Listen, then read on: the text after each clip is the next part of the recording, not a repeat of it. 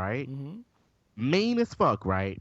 So she's on her phone. The dog is on the leash. She's on the phone trying to get into her car or whatever.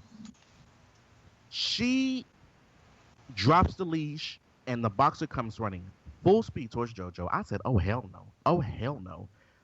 And when I had to pick JoJo up, and he was jumping all on me, trying to bite me and trying to bite her. When I tell you, I tried to punch the dog in the face. Oh my I was God. like, I was threatened. He tried to bite me. He tried to bite me and my dog. I'm like, oh hell no! I like my life felt threatened. Mm-hmm. Okay, at that moment, I was just like, I you know what? It was one of those moments. If I had a beer bottle, I would have broken on the fucking curb and would have been like, "Try me, bitch." Like that's how I felt at that particular moment. And she was just like, she didn't say anything, and I was like, and then I got all wrapped up and tangled up around her fucking leash because the dog kept circling around me and JoJo. So I was just like, and this, I mean, I have a teeny tiny dog. I mean, this dog would have killed my dog if he got older. Yes. So it was just like, Well, and I was like, I was like, "Are you fucking serious?" I said, "You're on this goddamn phone. I'm all tangled up in this shit." She didn't say a fucking word. She saw angry black man, didn't say a fucking word. And I was like, every time you fucking come out here, bitch, you're on the goddamn phone. Nobody around here fucking likes your ass. And I said, you need to take control of your dog, bitch. When I said she didn't say a word, she didn't say a fucking word. I have a Not a feeling fucking that word. you probably were not the most popular person in your your apartment complex. I don't care. I'm not I'm saying not. you care. I don't think you should care. I just think it's funny because it's like you just like, bitch, please. It's hilarious. To me. I don't care. I'm like, I don't care if these hoes don't like me. I don't either. Well, good. I'm glad that you got that taken care of. Those are the lesbians. You're talking about the lesbians, or you thought were lesbian? No. Those This are is different this ones. is not this is a totally separate one. Different ones. Okay. Right. Well, don't mess with Jason, people, because he's gonna scare you. Fucking. That's right, you fucking cunt. Right? Anyway, he's a little upset.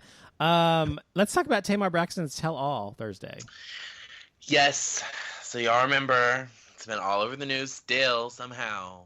Tamar Braxton got fired from The Real, the TV show on the Fox network, and she's been silent, completely silent, since she posted on her social media last week before the news broke that somebody stabbed her in the back, and that not everybody that says they're rooting for you is really rooting for you. Since then, all of the co-hosts have kind of come out and said their respect, basically said they didn't know what was going on. Yeah. So now, of course, they're using this moment, this suspenseful moment, for a lucrative business opportunity. And this upcoming Thursday on Braxton Family Values, I guess they're going to be showing the clip of when right after Tamar got fired and the moments afterwards, and then her sharing her side of the story. I'm assuming it's going to cut to, the beginning of it will be like a black screen and it'll say on May 27th, news broke, that kind of thing. And then it'll show the clip for probably a minute and then it'll say to be continued and then go into the episode as usual. That's what I'm assuming is going to happen, but everybody is waiting on pins and needles. They've shown a little bit of the clip on WeTV.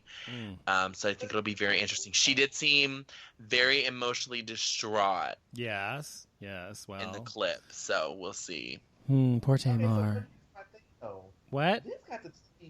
Where did you go? Are you like in a well or something, Jason? No, I'm right here. Oh, you don't sound like it. I don't know where you are, but you sound way far away. Did your microphone come unplugged or something? Can you hear me now? No. I mean, I can hear you, but you sound like you're in a well. Hello. Anyway, keep talking. Just talk really loudly. I am talking loudly. Okay. Oh, God. Anyway. Okay, so here's my thing. Uh-huh. I feel like, first of all, it seems like this got on, like, this aired on TV pretty fast. Like, this just happens already on TV. Right. Because they're trying to make money off of it. That's why I'm thinking that it's going to be like a short clip and then it's going to go to the episode as regular. You know what I mean? Like, it's not going to be a whole episode. They're going to milk it for okay, all they that's what I'm can. thinking too, because I was like, if they're going to show this episode, I'm like, is it going to throw, like, all the other episodes, like, out of place? If they're going to do, like, bring this one up towards the front? Like, I don't know. But the whole thing with the whole Real situation, I said what I had to say last Thursday. I'm kind of over it. Yeah. But it's like, it is what it is. I did see the video that Lonnie Love came out and did, and said, okay, you've been, I guess you vindicated yourself, or whatever the case may be, cleared your name. But I really don't really care. Cause, I mean, I don't watch The Real, but it is what it is. I said what I had Yeah. to say last. The Well, real. if you're interested, make sure you tune into Braxton Family Values this Thursday on WeTV. I don't know. I don't watch Dancing with the Stars, but I love Niles or whatever his name is, DeMarco. He's so gorgeous. Isn't that the deaf boy? Yes, he's gay too, or Okay. GLBT.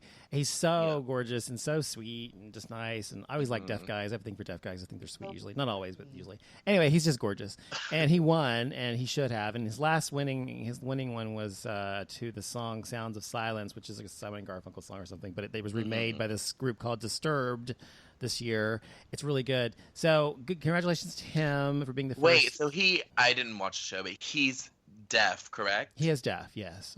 He's deaf, and he was on Dancing with the Stars, and he fucking won. He won. You should see him. Not being able to hear music. That's amazing. Watch his. I mean, I've heard about it. I've seen the pictures, but I haven't seen the video. If so I you have to watch the it. video, it's amazing. This guy can dance amazingly well. And yeah, he's deaf. He can't hear anything, but I don't know how he does. I guess he counts. I don't know. It's amazing though. Anyway, congratulations to him.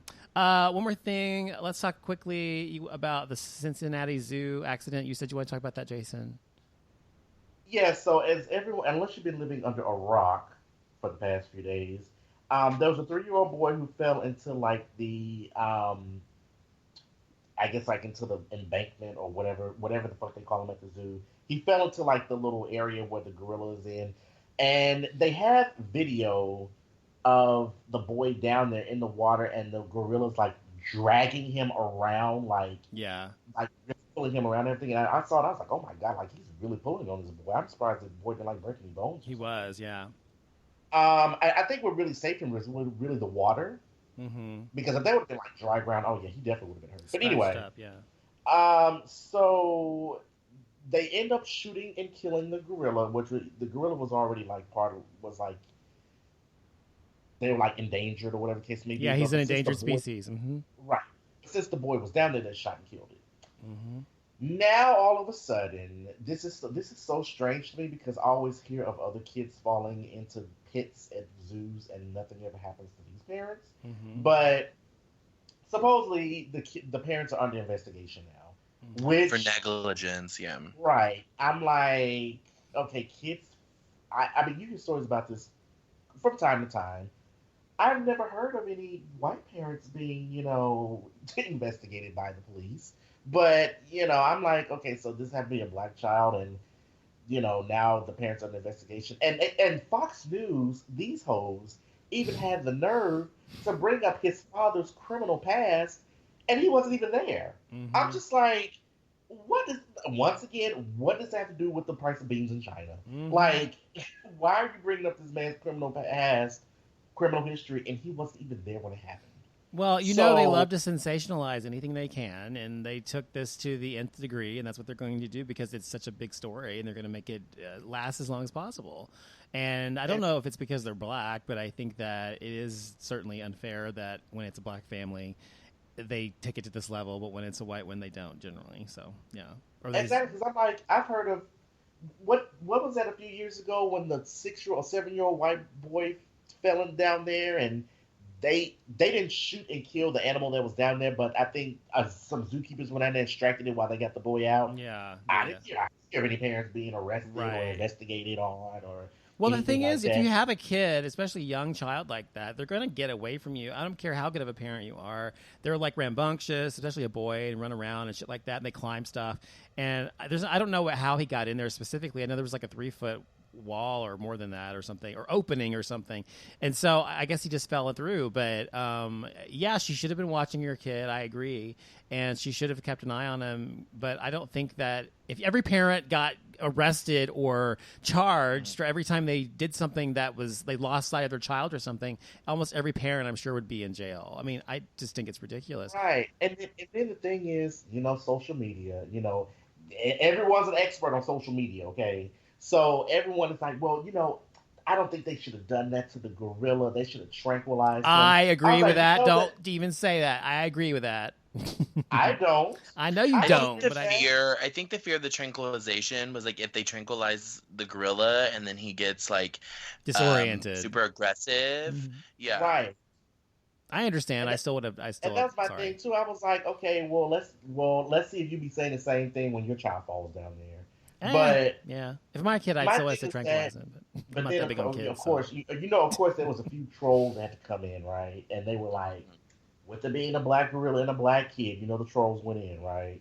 They were saying things like, I don't want to hear. Don't give it any air. Just don't. I don't want to hear. I'm not. But don't repeat y'all can go if y'all want to. I don't want to hear. But I was just like, okay. But then everyone, like I said, everyone's an expert on social media, and they're like, well, he should have done that to the gorilla, and they should have tranquilized him. And I'm like, well, you're right. Everybody thinks they know, and I'm including me. I mean, like I said just a minute ago, I would have tranquilized it if I had the option to do so. I don't know that they didn't have the option. They had the option. They didn't know what would have happened if they had tranquilized the gorilla. He could have harmed the kid. He could have fallen on the child or something like that. Yes, it's probably true. But we don't know for a fact that would have happened any more than we know for a fact that killing it was the right thing to do. I think it was a hard choice. It was kind of a Sophie's choice type of thing. You really didn't know which was right to do. But also, when you tranquilize an animal, it takes time for that to set in. Yeah, it does. Like, it's not anything immediate. So if the gorilla gets hit with a dart or whatever they shoot him with, and he feels it, he's going to immediately get agitated. And at least that's what I would think. Yeah. So, and then he's always dragging his boy around. Ain't no telling what he would have done after that. Why couldn't they go down in there? They wanted to protect themselves. They tried to coax the gorilla out, or they tried to coax the gorilla to give the child up, but was not responsive. But no one wanted to endanger their own lives by going in and getting the child out? Well, that's my thing. It's like, obviously this gorilla has been there, they said, for 8 years or something like that. Yeah. 12 years. If this gorilla's been there so long, obviously has a rapport with some zookeeper that feeds him. Exactly. Right. You know what I mean? It's like, I hate to make a joke out of it, but it's in the show. It's kind of like if you're that one zookeeper and you decide to take Memorial Weekend off, you're like, oh, fuck. Yeah, I think it's a terrible situation for everybody involved. So I think it will be interesting to see kind of how this all shakes down, and if the zoo does decide to press charges against that family, or even I think it could be up to the state as well. So, well, I'm sorry. The only upside to it is that the boy, when I saw the video, the boy actually seems somewhat calm about the entire situation. He didn't appear to cry. Let me tell you, if that would have been me, I would have, when they would have got me out of there, I would have shit it all on myself. Seriously, I would have been a mess when they would have came and got me if I would have survived that. That big gorilla dragging my big ass around in that. Well, thanks for listening to the show, everybody. We appreciate it. We'll be back next week on my birthday, actually, June 7th. We're going to celebrate my birthday on this weekend, and then, of course, do something, I guess, that night. I don't know as well. But anyway, so we hope you'll join us for my birthday show next week. Call in and wish Donovan a happy birthday. Yes, I'll be older, 41. Yay. So be sure to call in and do that. And also, if you want to find out more about us, go to GAYXYZ.com. You can call in anytime during the show. We forgot to get off the number. Sorry, 214-377-0481. And check us out. Check out Christian at... You can follow me on Instagram and Twitter at Christian Craven. And Jason? You can follow me on Twitter. It's Jason B. Like. It's Jason_B_E_like. Yes, and we will be back next week. We hope to see you guys there. Thanks for listening to the show. We'll see you all next time. Good night. Good night, and stay gay, people. Stay gay. I survived.